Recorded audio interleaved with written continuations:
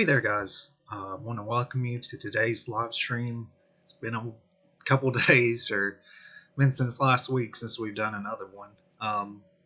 But I'm trying to think if there's anything that I need to discuss beforehand. So I actually do have a new client, which is great. Um, I'm working on getting him set up, so that's a good thing. And I just want to thank you guys for taking the time to watch these live streams, even if you don't watch it in real time. If you watch it on YouTube or if you watch it here in the group, I really appreciate it because I do want to, share what information that I know and what I've learned as being a certified personal trainer. And I feel like you guys will find this information very valuable, and it's maybe things that you may not have been aware of. Um, so, what I'm going to discuss today, again, it sort of expands a little bit on what I discussed last week when I talked about goals and setting goals and things of that nature. So, basically, what I'm going to discuss here is about exercise adherence. So, basically, what I'm going to discuss is sort of what influences in your life are helping you to adhere to your exercise regimen, and what support systems you have that'll help you adhere to that specific exercise regimen. So that's basically what I'm going to discuss today. I feel like you'll find some pretty good information here, and I hope that you take it with you and sort of pay attention to some of the things that I discuss here today. Um, and this week, that's mainly what I'm going to continue to expand on is this sort of the goal-based side of exercising and, sort of staying on track to your sort of routine. So let's go ahead and get started. So, what does it really mean to adhere? Adherence is defined as a level of commitment to a behavior or a plan of action. So, it's really important, especially when it comes with, if you have a specific goal, um, whether it be weight loss, muscle gain, anything of that sort, you want to adhere to that and you want to be committed to that, full force. Because in order to get to that goal, you have to be committed to it and you have to stay, grounded to that goal. So, what I want to expand on is the types of support that you have in your life that are sort of influencing your behavior for exercise. Basically, I want to label them as pillars because they're all separate, you know, support systems, but they all can, when you build upon each one of them, they can help with your influence and staying on track to reach your goals. So let's go through each of these. Again, I'm going to call them pillars because I feel like that's the best way to describe them. And they all play an integral role into each other. So the first sort of support that we have that we're going to discuss is instrumental support. Um, what exactly is instrumental support? Is the actual actions of a person that help another person engage in a behavior. When you think of instrumental support, it is, when it comes to the context of exercise, this can include, driving a person to a health club, or paying for their gym membership. That's basically what instrumental support is you know, you have a support system that is helping you in some way, in an instrumental way. So, they're driving you to the gym, they're helping you pay for that gym membership. That is your support instrumentally that is helping you to adhere to your exercise and workout goals. And sort of think about in your daily life, who is that support system that you have that's instrumental? You know, there's a lot of things that we can put into consideration with this. And the priority should be to, you know, look at these individuals and have them as an integral part to your support system. When you have an instrumental support, that's a really great support system to have. And let's go on and move to the next one. So we have emotional support. Basically, what emotional support is an encouragement and positive reinforcement that is provided. It includes being caring and empathetic as well as showing concern. Emotional support can come from a lot of things. There are a lot of people, I guess I should say, whether it be a personal trainer that you're working with, whether it be maybe you have somebody that you work with or work out with, they're giving you, positive reinforcement, and they're helping you, through a workout. Emotional support can play into so many different factors. Um, you know, Telling an individual that they're doing great with an exercise, asking how their workouts are going, and allowing them to vent when they are frustrated with their progress. So basically, this goes into somewhat what a personal trainer, um, what their goal should be is to, help support that individual through the workout process, because it's not cut and dry. It's going to be ups and downs, and having somebody there that's going to support you through that emotionally is very important. It's important to have, to keep you on track of your goals. And let's go to the next one here, which is, let's skip. Okay, so the next one we've got is informational support. Basically, what informational support is receiving accurate information about a behavior or topic. Now, this is very key when it comes to fitness. Mostly, what you're going to get informational support from is your personal trainer that you may that you work with. Anybody of that nature. Another informational support that could be an example is if you are sort of focusing more on your nutrition, or you have somebody that does meal plans, or anything of that sort. You're focusing, your main informational support is your nutritionist. That's good informational support. Now, on the flip side of that, there can also be, I guess you would say, negative informational support. So if you're getting your information from sources that may not be reliable or accurate, like fitness fads, or these quick fix exercise sort of things, that may be, that would, well, I guess just to say, that would be considered a negative informational support, because you're not getting the correct information you need. And when it comes to having the correct information, when you're getting it from a certified personal trainer, and a nutritionist, certified nutritionist, licensed nutritionist, when you're getting that information from them, that is great informational support, and that is accurate informational support. So you really want to rely heavily on them, because they're going to give you the accurate information possible that you need for your goals. And not only that, is safety. Safety goes into that as well. When you're having good informational support, and you're having somebody that's teaching you proper form, what you need to eat properly, a lot of that. So when you have that information with you, that's going to help you even more to adhere to that exercise.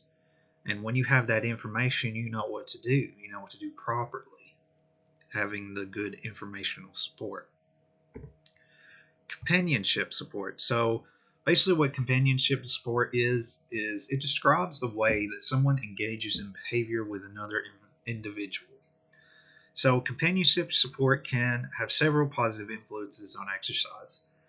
It gives a form of accountability, and it encourages consistency in your exercises and creates friendly competition.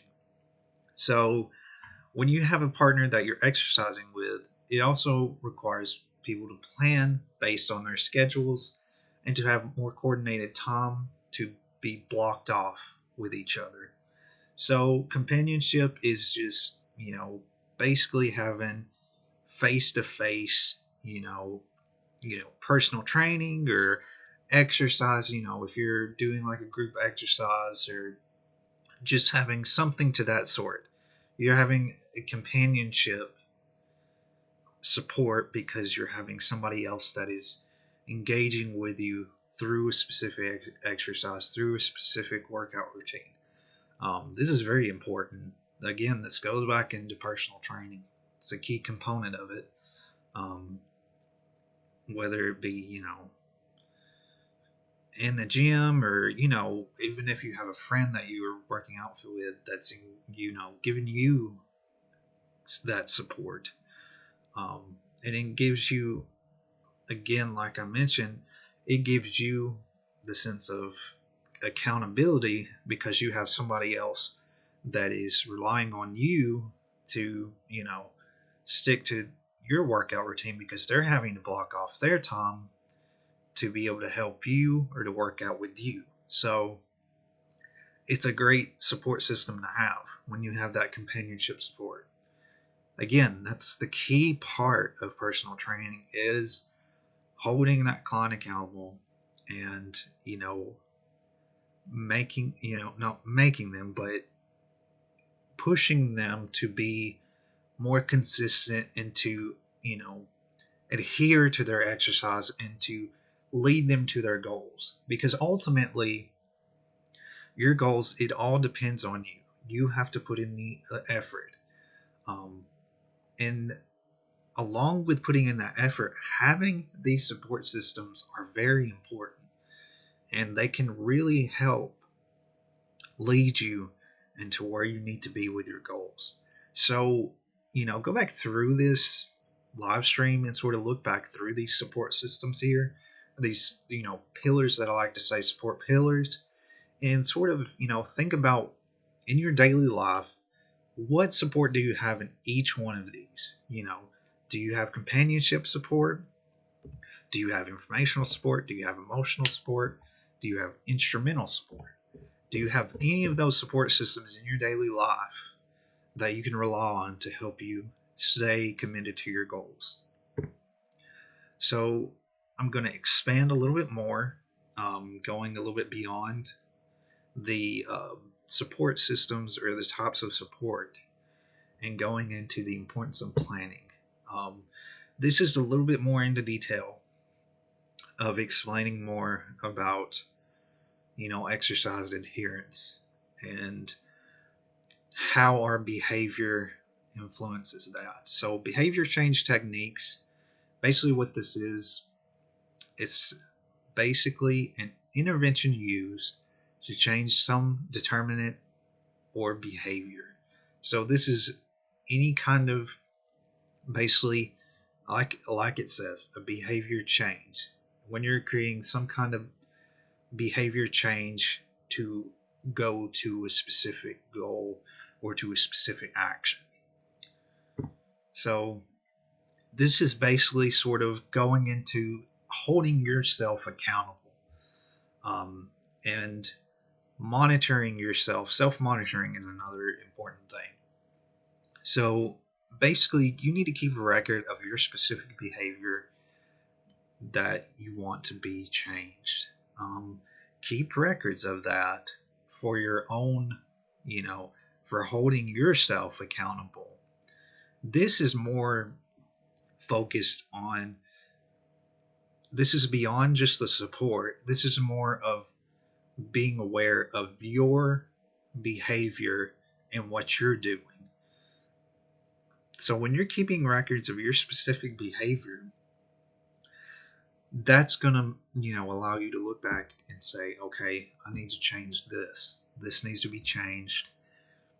And when you're recording that, you have record of that. So it's holding yourself accountable because you see, okay, this is what I did, and this is what I need to do to fix that.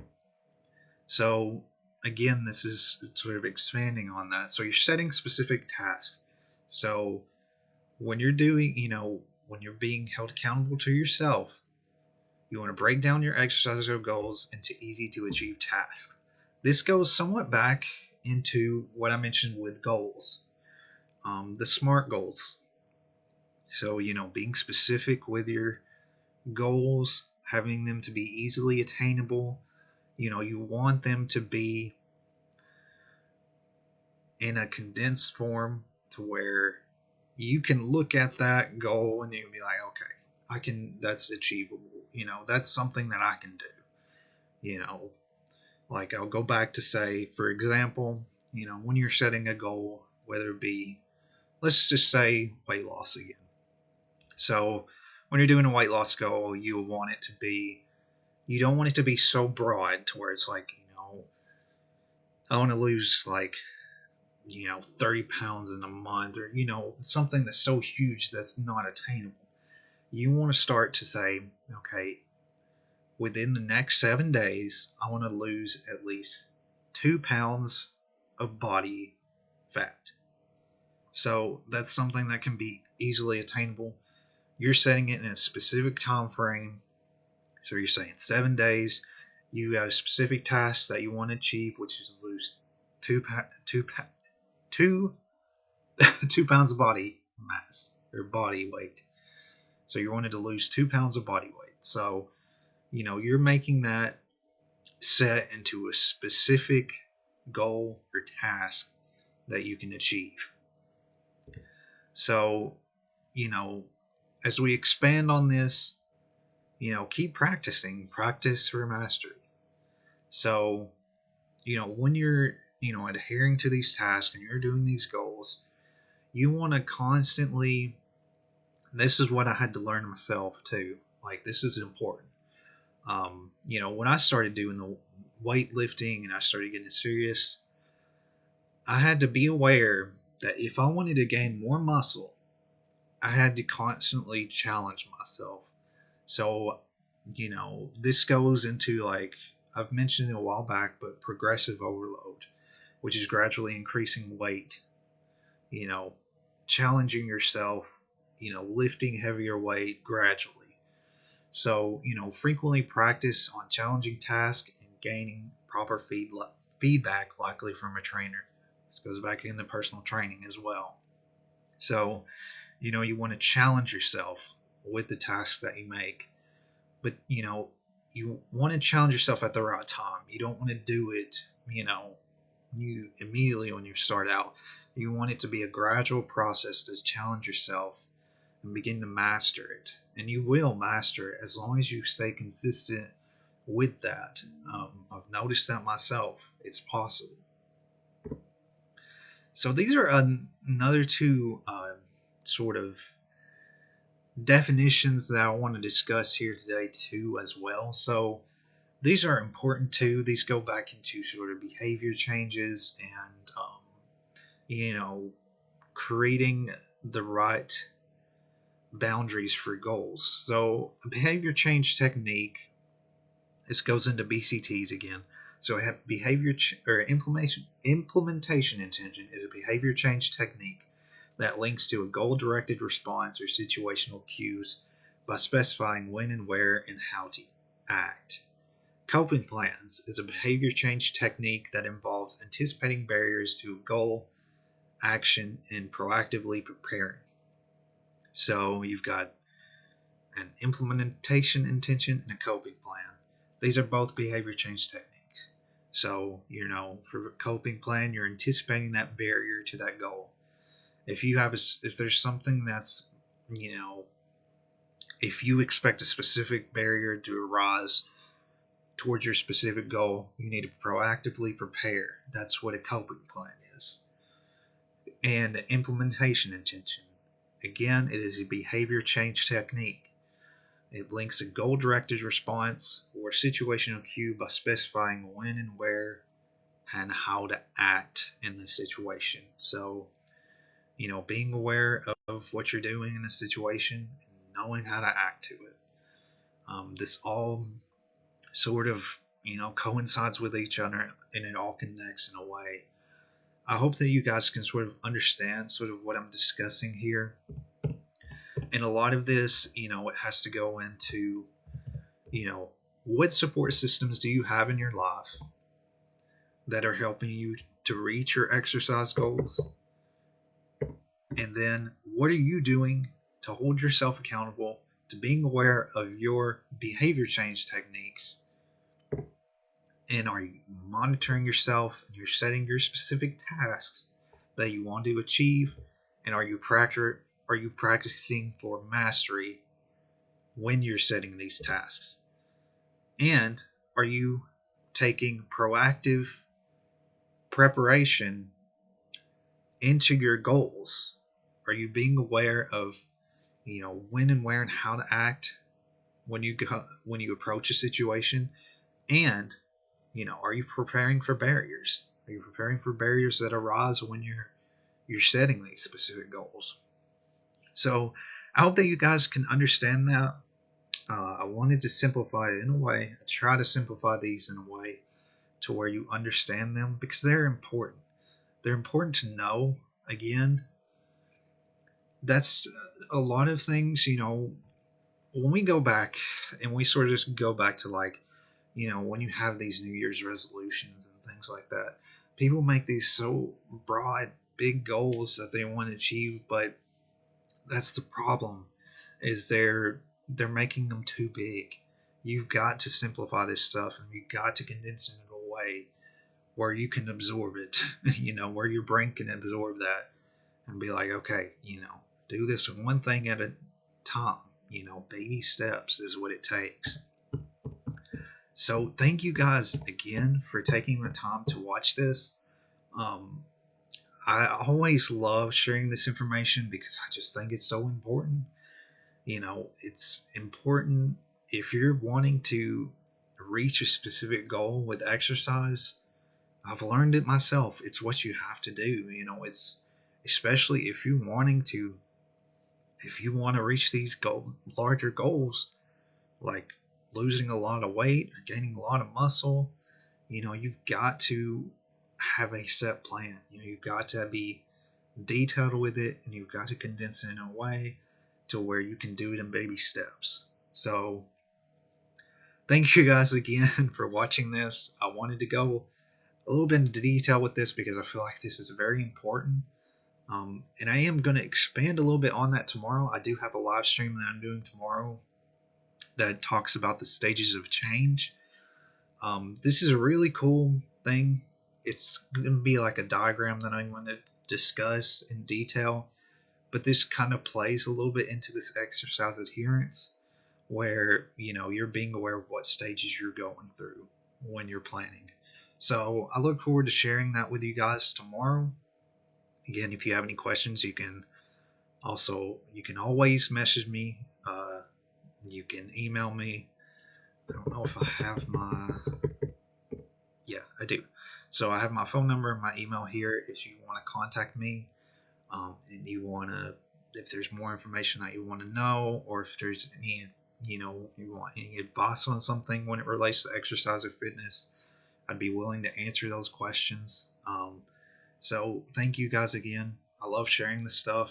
I love to go into detail with this stuff because it is great things to know, and it's something that you can take with you, not just when you're doing fitness, but in your day-to-day life to be aware of these things.